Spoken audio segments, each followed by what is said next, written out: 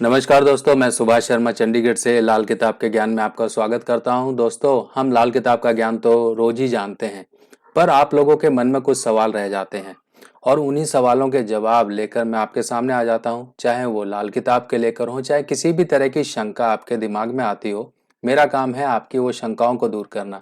और सबसे बड़ी शंका आपकी आजकल जो मुझे आप कमेंट कर करके पूछते हैं, वो आती है अस्त ग्रहों के बारे में। यानी कि ग्रह अस्त कैसे होते हैं, क्या उनके उपाय किए जाएं, कैसे अस्त ग्रहों का हमारे जीवन पे असर आता है। तो आज मैं आपको ये कुंडली के अकॉर्डिंग बताऊंगा और इसके जो पूरे उपाय होते हैं वो समझाऊंगा। तो यहाँ पर देखिए, सबसे पहले यहाँ पर ये लग्न कुंडली है जो हमारी, जिसे हम फलित कुंडली भी बोलते हैं, लग्न कुंडली भी बोलते हैं, राशि चार्ट भी बोलते हैं। तो इस तरह से ये कुंडली आप देख लो पहले।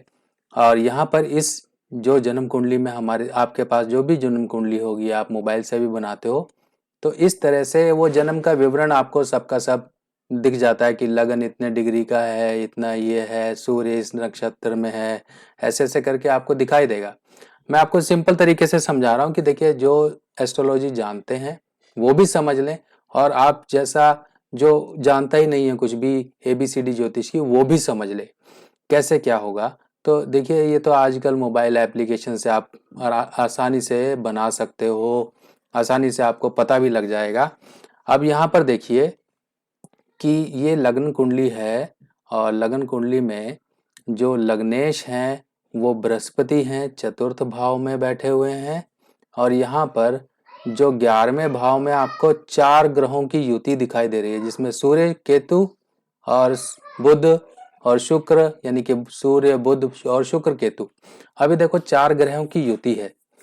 अब हम समझते हैं सबसे पहले कंबस्शन, जिसे कहा जाता है अस्त ग्रह। अस्त, अस्त का मतलब किसी काम का नहीं, निष्फल, सिर्फ देखने का ग्रह, यानी कि हाथी के दांत दिखाने के और खाने के कुछ और। इसी तरीके से हमारे जीवन में ग्रह देखने में तो अच्छे लगते हैं कि बहुत अच्छे बैठे हुए हैं, अच्छा फल देने वाले हैं, बुध आदित्य योग, ये योग, वो योग, हजारों तरह के योग बता दिए जाते हैं।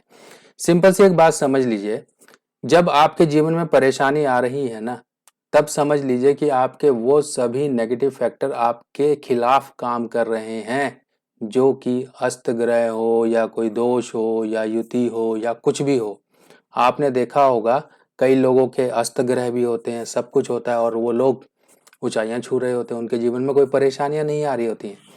देखिए, जब आपकी कुंडली में ऐसे योग हैं और आपके जीवन में परेशानी आ रही है, तो आपको इन योगों की तरफ, या फिर अस्त ग्रह, वक्री ग्रह, इनको ध्यान देना जरूरी बन जाता है।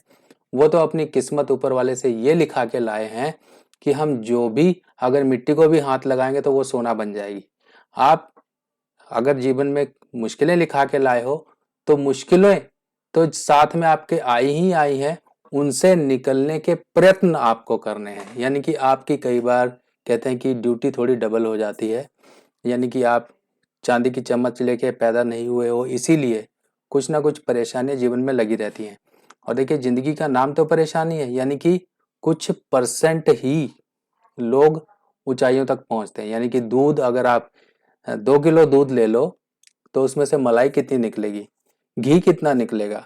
उसी तरीके से हम दूध हैं, तो वो लोग घी हैं जो लोग अपनी ऊंचाइयां छू रहे हैं, और इन ऊंचाइयों को छूना भी हमारे बस में है। अगर ऊपर वाले ने हमें ये प्रॉब्लम्स हमारी कुंडली में लिख कर दे दी है ना, तो इसका मतलब ये नहीं है कि हाथ पे हाथ धरे बैठे रहो और दूसरों की तरफ बस देख देख के अपने ही प्राण सुलगाते रहो। आपको अपने नेगेटिव फैक्टर्स पे काम करना है। अब यहाँ पर मैं आपको समझा दूं कि अस्त ग्रह क्या होता है। ये फोटो आप देखिए, फोटो आपको दिखाई दे रही है सामने से तेज रोशनी, तेज रोशनी। ये तेज रोशनी जब आप कहीं पर ट्रैवल कर रहे हो या फिर आप अकेली सड़क पे जा रहे हो, कभी आपने देखा है सामने से गाड़ी आती है बहुत तेज और आ रही है, उसकी लाइट इतनी तेज होती है कि आपको पल भर के लिए कुछ दिखाई नहीं देता है, यानी कि इतनी तेज रोशनी होती है। इसी प्रकार जो सूर्य का तेज है, इतना विशाल है और इतना, जिसे कहते हैं, भयंकर है कि उसके आगे कोई टिक नहीं पाता है, कोई भी ग्रह हो। अब यहाँ पे देखिए, शुक्र, देखिए सूर्य के साथ है। अब शुक्र की भी यही आदत है कि शुक्र या तो आगे या पीछे, ग्रहों मतलब घरों में होता है, सूर्य के आसपास पाया जाता है। इसी प्रकार बुध, कई बार कंडीशन बदल जाती है, लाल किताब के वर्षफल में हो जाती है कि हाँ ऊपर नीचे वो अकॉर्डिंग टू द एज कहीं ना कहीं इधर उधर चले जाते हैं। यहाँ तक कि राहु केतु भी साथ में आ जाते हैं, जबकि राहु केतु 1/7 की एक्सिस पर यानी कि 1/7 की दूरी पर होते हैं। वर्षफल में कुछ कंडीशन चेंज हो जाती है जो कि लाल किताब का होता है। अब यहाँ पर समझिए कि सूर्य, बुध, शुक्र, केतु। अब हमें सिंपल सा एक लॉजिक दिमाग में बिठा लीजिए कि जब भी सूर्य या तो राहु के साथ हो या केतु के साथ हो, इन दोनों के साथ में से किसी भी के साथ हो, तो यहाँ पर कोई अस्त नहीं होगा, यानी कि राहु अस्त नहीं होगा। राहु सूर्य के साथ आने की वजह से यहाँ सूर्य को हानि पहुंचाएगा। क्या हानि पहुंचाएगा? जिसे हम कहते हैं ग्रहण, क्योंकि सूर्य के साथ राहु या केतु आ जाए तब ग्रहण होता है। अब ये कुछ अंश हैं या डिग्रीज हैं, उन लोगों को समझा दें जो ज्योतिष की कुछ जानकारी रखते हैं उनके लिए, कि देखिए ये 12 डिग्री, 17 डिग्री, 14 डिग्री, अगर मान लीजिए बुध जो है रेट्रोग्रेड है तो 12 डिग्री यानी कि वक्री है, तो वीनस यानी कि शुक्र 10 डिग्रीज में और 8 डिग्री, ये डिग्री है। अब डिग्री कैसे समझेंगे? ये देखिए ये अंश लिखे हुए हैं, लगन, सूर्य। मान लीजिए यहाँ पे देखिए सबसे पहले अपनी कुंडली में देखिए सूर्य कितने अंश का है, यानी कि 14 डिग्री 35 मिनट। ठीक है, 14 डिग्री 35 मिनट का यहाँ पर सूर्य है। अब सूर्य की आसपास की डिग्री में कौन है? शुक्र को देखिए, शुक्र यहाँ पे 16 डिग्री का है, यानी कि 4 डिग्री का फर्क है। ठीक है, और यहाँ पे डिग्री देखिए शुक्र की जो लिखी है वो 11 डिग्री, यानी कि बहुत ही क्लोज है, सूर्य के साथ बहुत ही नजदीकी बनाए हुए है। और इसी तरीके से बुध को देखिए, बुध 9 डिग्री है, सूर्य 14 डिग्री है, और बुध की कंबशन यानी कि अस्त होने की डिग्री 14 डिग्री है, 12 डिग्री के आसपास, 12 से 14। तो इसी तरीके से ये सूर्य के साथ में होने के कारण शुक्र भी अस्त हो गया, बुध भी अस्त हो गया, और साथ में सूर्य भी गलत भाव में बैठने के कारण, गलत राशि में होने के कारण निष्फल हो गया। अब यहाँ पर ना तो बुध आदित्य योग काम करेगा व्यक्ति का, ना ही उच्च यहाँ पर बैठे बृहस्पति का अच्छा फल होगा, ना ही चंद्र शनि इसके जीवन में अच्छे फल देंगे। अब ये देखिए चंद्र शनि आपस में बैठे हुए हैं, जिसे कहते हैं विष योग, जिसे कहते हैं ग्रहण योग, और खासकर धन भाव में। ओवरऑल ये व्यक्ति की मैं कुंडली आपको बता रहा हूँ, व्यक्ति के जीवन में बहुत सारी उथल पुथल हैं, चारों तरफ से परेशान है, ना ही धन, ना ही सेहत, ना ही मान सम्मान, ना ही मानसिक शांति, ना ही मैरिड लाइफ, कुछ नहीं, ना ही संतान, यानी कि जीवन बस एक मुर्दे की तरह है। तो इतनी परेशानियां लेके इंसान जीवन जी रहा है। और देखिए स्ट्रगल कहाँ से आ रहा है उसके जीवन में? स्ट्रगल आ रहा है मंगल की वजह से, उसके जीवन में मंगल की वजह से स्ट्रगल आ रहा है। मंगल यहाँ पर डायरेक्ट लगन को एक तरीके से एस्पेक्ट कर रहा है, और ये वैदिक के हिसाब से है, क्योंकि सप्तम दृष्टि से यहाँ पर मंगल का प्रभाव है लगन पर। लगन भी यहाँ पर, लगन का स्वामी भी यहाँ पे चतुर्थ भाव में होने के बावजूद किसी भी हालात का नहीं है, पंचम भाव इसका खराब है, जिसे कि राहु कहा जाता है। राहु यहाँ पर बैठा हुआ पितृ ऋण बना रहा है। शुक्र केतु, सूर्य शुक्र, ये नेगेटिव युति है। बुध केतु की अगर बात करें, ये नेगेटिव युति है। इंसान के कई बार तो लोगों ने पैसे हड़प लिए, क्यों? क्योंकि डिसीजन सही नहीं रहे। यहाँ पे चंद्र शनि है, बार बार उसके एक जिसे कहते हैं कि सेक्सुअल प्रॉब्लम्स का सामना करना पड़ा, संतान हो नहीं रही है, क्योंकि यहाँ पे देखिए सूर्य शुक्र केतु, ये इंसान की मर्दाना कमजोरी पर हालात खराब करते हैं। एक बार व्यक्ति ये नौकरी से निकाला जा चुका है, पिछले पैसे भी नहीं मिले क्योंकि कोई लॉस हुआ था। सूर्य 11वें ऐसी प्रॉब्लम देता है, और साथ ही साथ ये ग्रहों की उल्टी सीधी युति ये भी जीवन में सही नहीं कुछ करती है। तो अब आपने ये समझ लिया कि इतने सारे योग हैं, अब आपके जीवन में वो योग किस तरह से आपके जीवन में फलित होंगे ये समझिए। मान लीजिए सूर्य शुक्र आपस में इकट्ठे हो जाएं और इस तरह से अस्त हो जाएं, तो ये आपके जीवन पे वैभव, सुख, समृद्धि, मैरिड लाइफ, आपकी ओवरऑल हेल्थ, आपको कहीं ना कहीं हाजमे की प्रॉब्लम, आपको स्किन की प्रॉब्लम, आपके जीवन साथी की हेल्थ की प्रॉब्लम, आपके अंदर एक लेथार्जी या फिर सुस्ती का पैदा कर देना, आपकी एक अंदरूनी जो ताकत होती है उसको कम कर देना, इस तरह की ये हालात पैदा करता है सूर्य शुक्र का योग। सूर्य शुक्र और भी बहुत सारी प्रॉब्लम देता है, पर यहाँ पर जो खासकर जिस भाव में बैठता है उस भाव से संबंध जरूर रखता है। यहाँ पर आमदन के भाव में बैठा हुआ इंसान के जीवन में सिर्फ पैसा कमाना गधे की तरह वही दर्शाता है। इंसान इंजॉयमेंट, चाहे वो अपने शरीर की हो, चाहे वो अपनी मैरिड लाइफ की हो, चाहे कुछ भी हो, इंजॉय नहीं कर पाता है। पहला काम ये। अब यहाँ पर देखिए, बुध जब भी 11वें होगा तब इंसान कहीं ना कहीं गलत डिसीजन, चंद्र शनि, ऊपर से वित्तीय फाइनेंशियल लॉसेज में फंसता है, क्योंकि बुध 11वें का इंसान से गलतियां कराता है। किसी को दे दिए पैसे, दिल आया, दिल पसीज गया, दे दिए, अब कुछ दिनों बाद खुद अपने आंसू पोंछता है कि मैंने ऐसी गलती क्यों की। ऐसे लोगों के बहुत लोग पैसे ठगते हैं, इंसान को सी, समझ गए ना, सी बना के निकल जाते हैं। सी टाइप के आदमी समझते हैं ऐसे लोगों को, मतलब भोला बगला भगत। इतना भी बगला भगत मत बनो कि सामने वाला आपके सब कुछ छीन के चला जाए। चलिए, अब ये देखिए, दुख तो लगे रहेंगे, अब दुखों का निवारण करना ही ऊपर वाले ने जोशियों के हाथ में दिया हुआ है।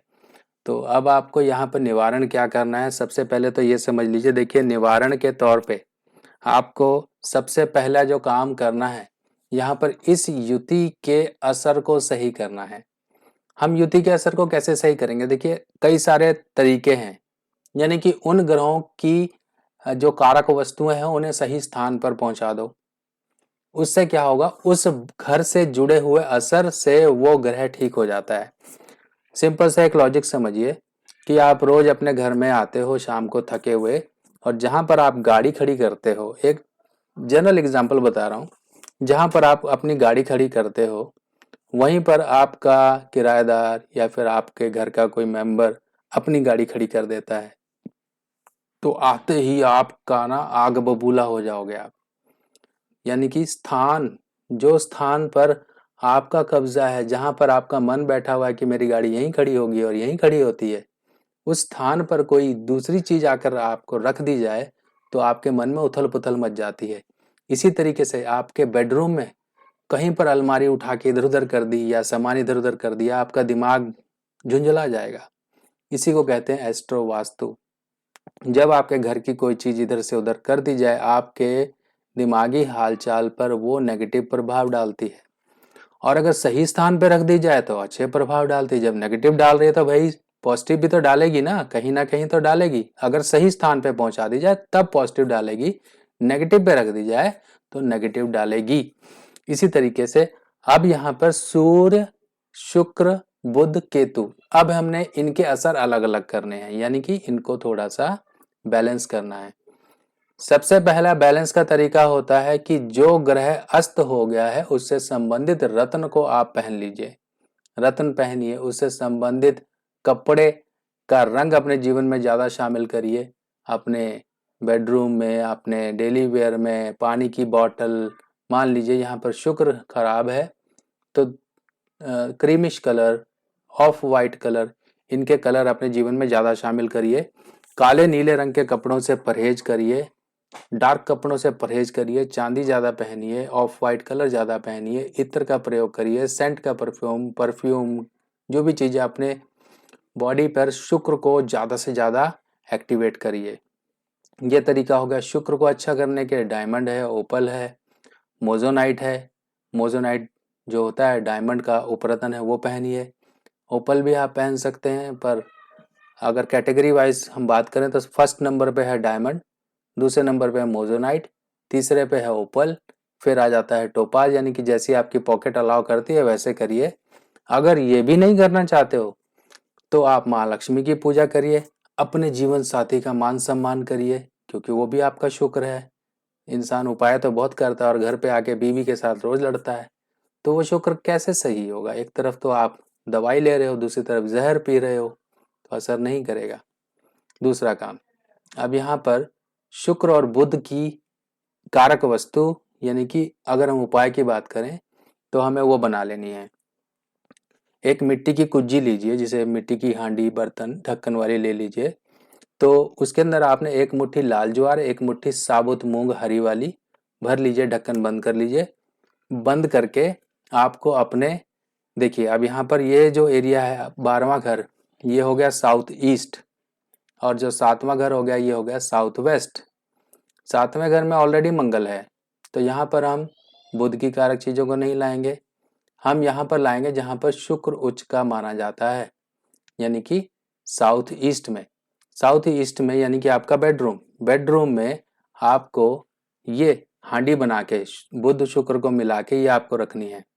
अब सूर्य केतु का जो योग है, इसको कैसे हम डिसेंबल करेंगे, डिसमेंटल करेंगे, कैसे करेंगे? अब इसका तरीका होगा चंद्र के जरिए उपाय करके, यानी कि सूर्य केतु ग्रहण दोष, इसकी सामग्री यानी कि केतु शनि राहु इनसे संबंधित चीजों को जल प्रवाह करेंगे चौथे भाव में। यहाँ पर चौथे भाव में चंद्र की मदद लेंगे, यानी कि चौथा भाव चंद्र का है, और चंद्र के पास जाके केतु सही होता है, उसकी नेगेटिविटी दूर होती है, शरारत नहीं करता है। शरारत क्या कर रहा है? यहाँ पे सूर्य को खराब कर रहा है, केतु को इसको शुक्र को खराब कर रहा है, बुध को खराब कर रहा है। केतु 11वें का आपकी आमदन पे भी बुरे नेगेटिव इफेक्ट डालता है। ये हो गया। अब यहाँ पर लगन के स्वामी अगर हम बात करें बृहस्पति की, तो लगन के स्वामी हुए बृहस्पति। लगन को भी तो मजबूत करना है, वही तो आपके गाड़ी है का ड्राइवर है, उस ड्राइवर को मजबूत नहीं किया तो गाड़ी कहाँ कौन चलाएगा? लंबे सफर नहीं चल पाएंगे, ड्राइवर ही कमजोर है। सफर अच्छे रहें, कामयाब रहें, नतीजा अच्छा मिले, तो इसके लिए गुरु यानी कि पीली चीजों का, जैसे कि केसर का तिलक, सुनहला पहनिए, पुखराज पहनिए, सोना पहनिए, ठीक है, बड़े बुजुर्गों का आदर करिए, पीले रंग की चीजों का इस्तेमाल करिए, कपड़े पहनिए, पीले रंग की बॉटल भी आती हैं आजकल, कलर थेरेपी, उनको यूज करिए। अब यहाँ देखिए सूर्य केतु चंद्र शनि, जब चंद्र शनि का योग हो गया तो वैसे ही केतु नीच हो गया। कहीं ना कहीं यहाँ पर सूर्य ग्रहण चंद्र ग्रहण के उपाय करने पड़ेंगे आपको। ये ग्रहण के लिए एक ही सामग्री होगी, यानी कि जटा वाला नारियल, काले सफेद तिल, साबुत उड़द, कुछ बादाम, इमली, ये चीजें जल प्रवाह करते रहें। ग्रहण चाहे सूर्य ग्रहण हो, चाहे चंद्र ग्रहण हो, चाहे अमावस्या हो, कुछ भी हो, करते रहो तो असर आपके बचे रहेंगे। चलिए आगे बढ़ने से पहले आपको बता दूं, यहाँ पर आप लोग बहुत लोग मुझसे नंबर मांगते रहते हो, तो हर एक वीडियो में आता है, फिर भी यहाँ पे चलो मैंने बता दिया। देखो भाई साहब, पर कॉल मत करना, यहाँ व्हाट्सएप के लिए दे रहा हूँ मैं आपको नंबर, ये लिखा है, स्क्रीनशॉट ले लीजिए। कॉल मैं उठाता नहीं हूँ। पिछली बार मुझे 10 दिन से ट्रम्प फोन कर रहा है, डोनाल्ड ट्रम्प, मैं उठा नहीं पाया क्योंकि कॉल उठाना ना तो इतना समय है, मेरे पास समय की कमी है बस, और किसी चीज़ की कमी नहीं ऊपर वाला दे रहा है, ठीक है। बाकी आपको बस जानकारी देने के लिए समय निकाल लेता हूँ, किसी तरीके से आपका प्यार है, आप बुला लेते हो, बिठा देते हो, बस शुरू हो जाते हैं हम। ऐसे ही चलता रहेगा, आप लोगों का प्यार है। तो ये देखिए आप समझ गए हो। बाकी और भी कहीं पर अगर कन्फ्यूजन आ रही हो, सिंपल सा है, समझ लीजिए हर एक ग्रह से संबंधित कोई ना कोई रंग बनता है।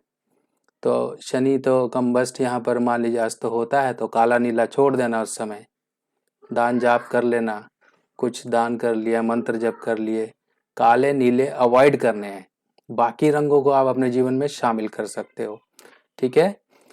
तो मिलते हैं और जानकारी के साथ नई वीडियो में, तब तक के लिए अपने सुभाष भाई को आज्ञा दीजिए। नमस्कार।